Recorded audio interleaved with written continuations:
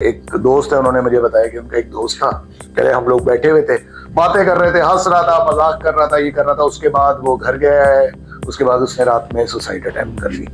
मतलब आप हम ये कहते हैं ना, हम समझते हैं कोई आदमी हंस रहा है, हमारे साथ हंस रहा है, हमें उसकी हंसी नजर आ रही है ना, हमें नहीं पता उसके अंदर क्या कुछ है। तो मैं यही कहता हूँ कि दूसरों के अंदर थोड़ा झांकना चाहिए, सुनना चाहिए दूसरों को। आपके कुछ दोस्त होंगे जो नहीं, बात लोगों में झिझक होती है, वो नहीं बोल सकते, वो नहीं कह सकते, तो मतलब उन लोगों को मुझे लगता है कि आपको वक्त देना चाहिए। मैं ये कहता हूँ कि आपको लोगों को सुनना चाहिए। हमारे इधर मसला ये हो गया है कि हमारे इधर लोग ना सुनते नहीं है। आपके इर्द गिर्द ऐसे लोग होते हैं जो चाहते हैं कि आप बैठ जाएं, आप उनकी बात सुन लें, आप कुछ नहीं करें, आप उनके कंधे को ना हल्के से थपथपा भी देंगे ना, तो यकीन करें कि वो आपके सामने अपनी सारी चीजें, मुश्किलात बता देंगे। वो बता देंगे वो किस बुरे फेज से गुजर रहे हैं। मुझे ऐसा लगता है कि हम बहुत से लोगों को सुन नहीं रहे होते, और हमें सुनना चाहिए लोगों को।